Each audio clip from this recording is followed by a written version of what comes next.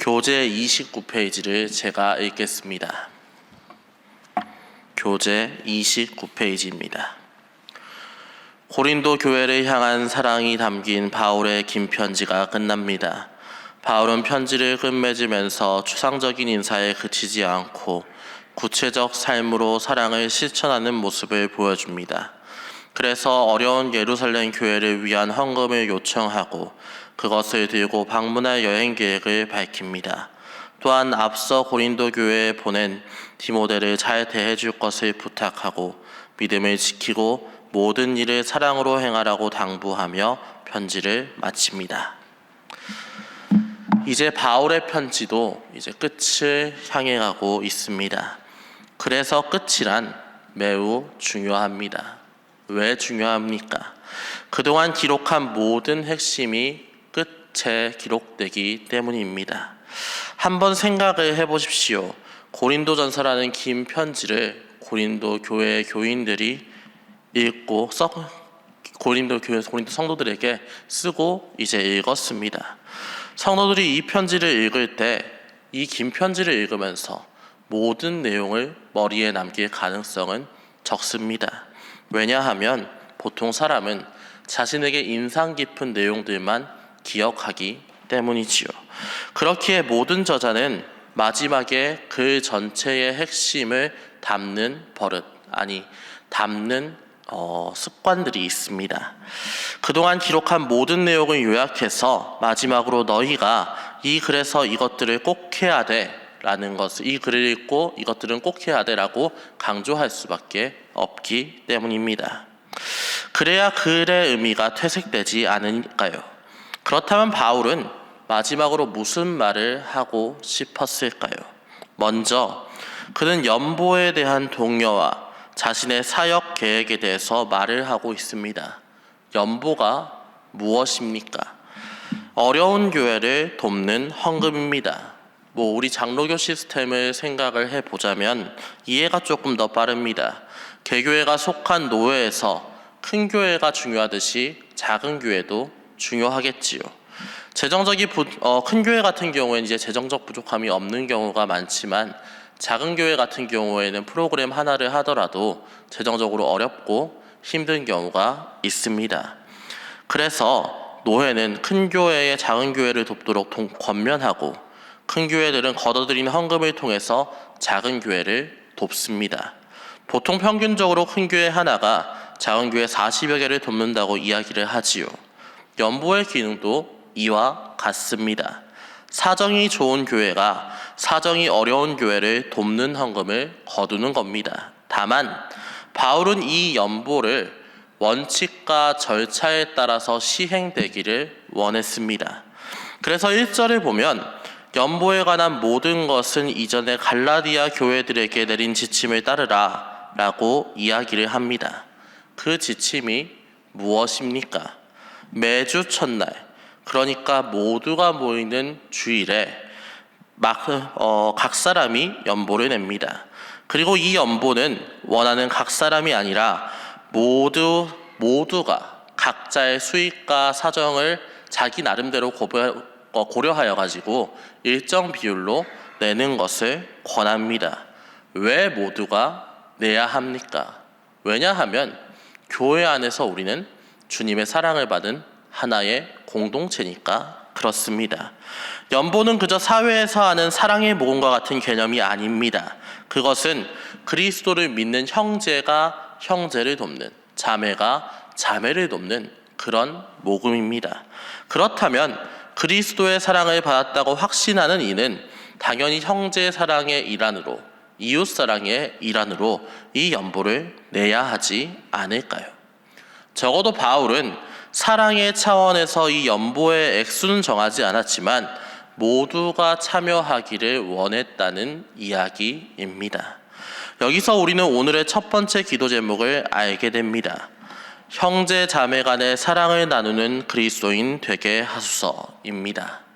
형제 자매 간의 사랑을 나누는 그리스도인 되게 하소서입니다. 형제 자매 간의 사랑을 나누는 그리스도인 되게 하소서. 사실 우리는 교회 안에서 사랑을 나누는 것에 때때로 인색한 경우가 많습니다.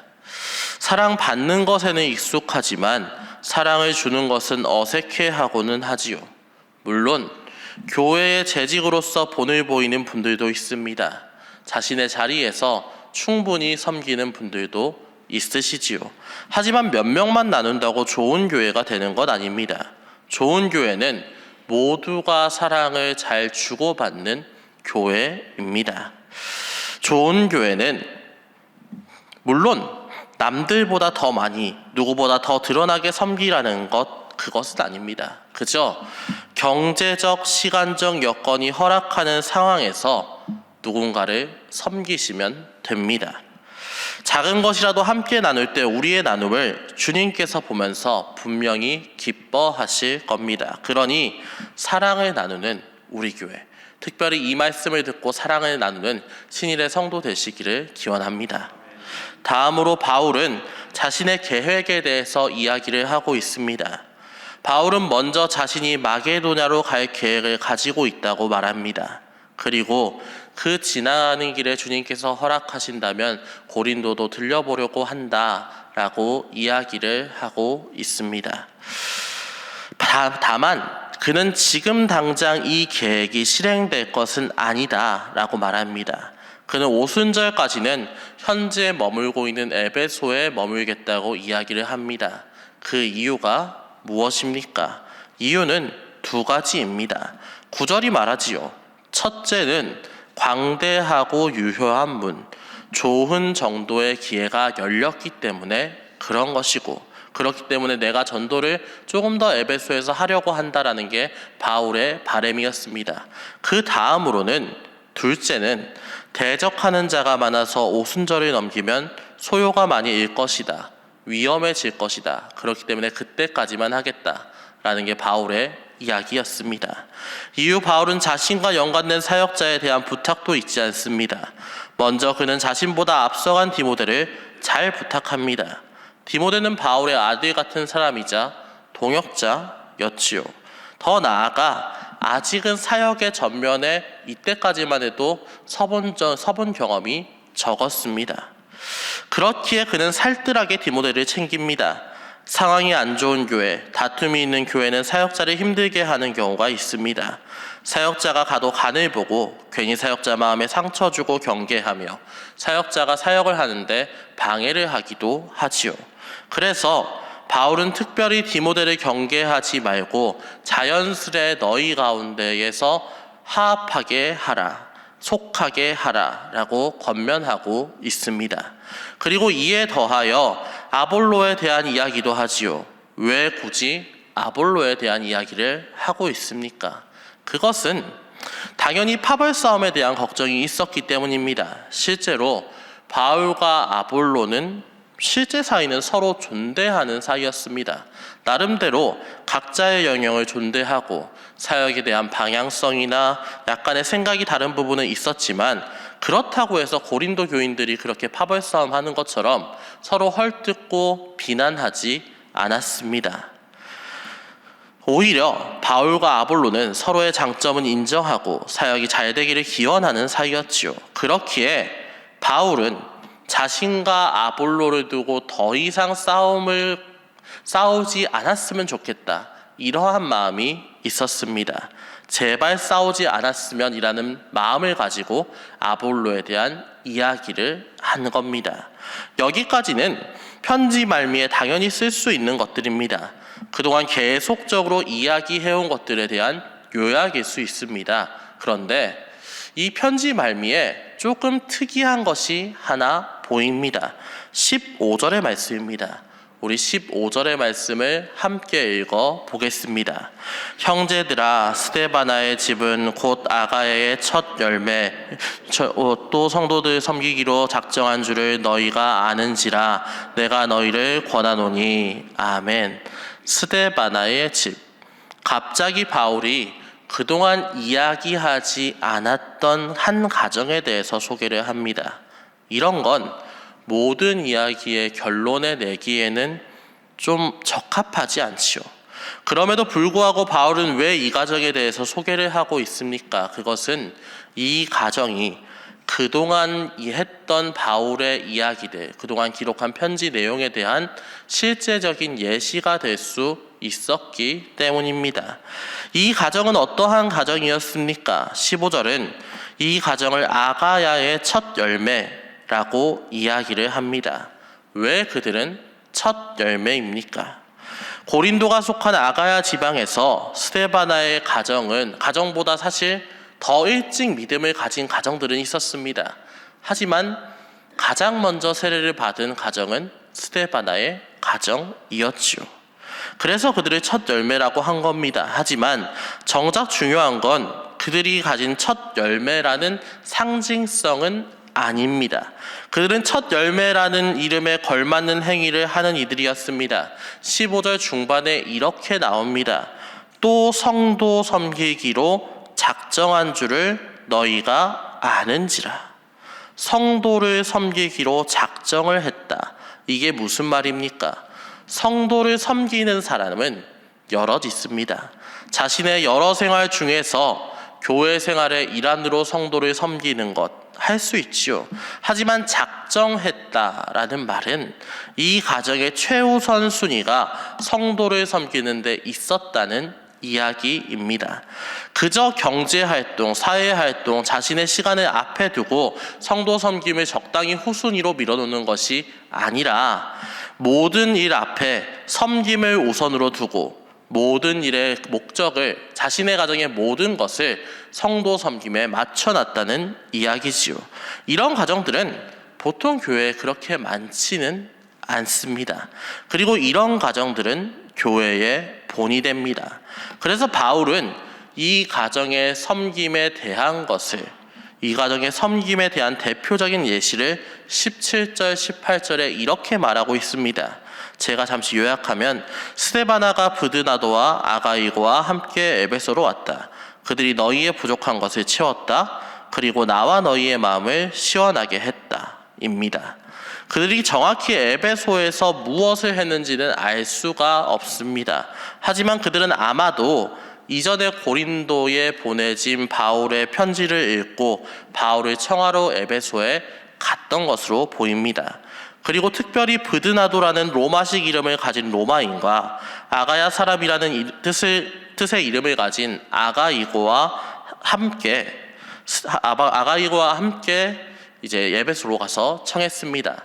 이 두 사람이 스데바나를 따랐다는 것은 이미 스데바나의 가정이 교회 안에서 섬김의 공동체, 나름대로의 군집을 이루고 섬김을 했다라는 것을 이야기를 하고 있습니다.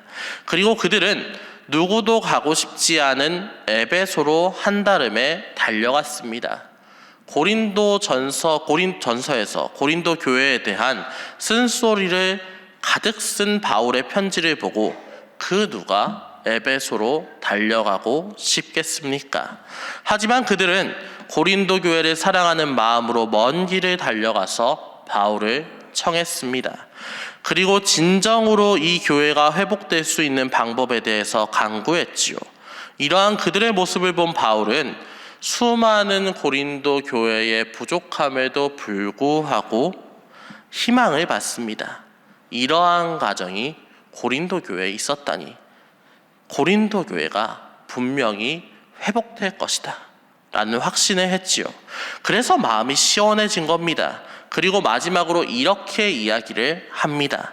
너희는 이런 사람들을 알아주라. 너희는 이런 사람들을 알아주라.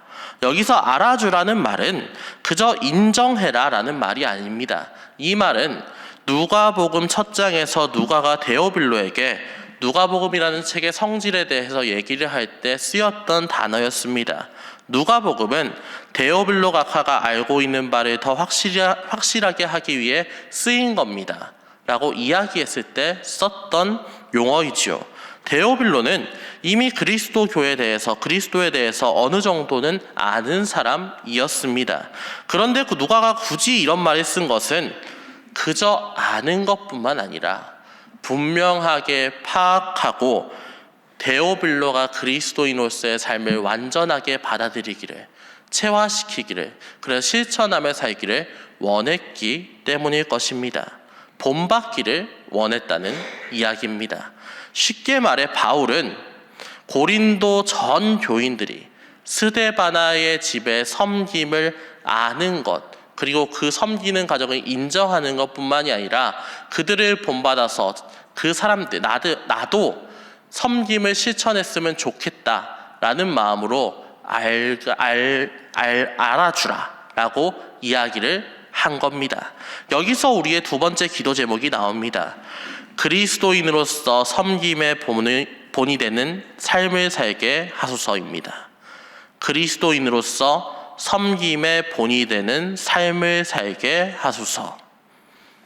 그리스도인으로서 섬김의 본이 되는 삶을 살게 하소서입니다. 오늘 바울이 원하는 것은 섬김을 최우선에 두는 삶입니다. 그리고 섬김을 최우선에 두는 이들은 서로 다투지 않습니다. 분내지 않습니다.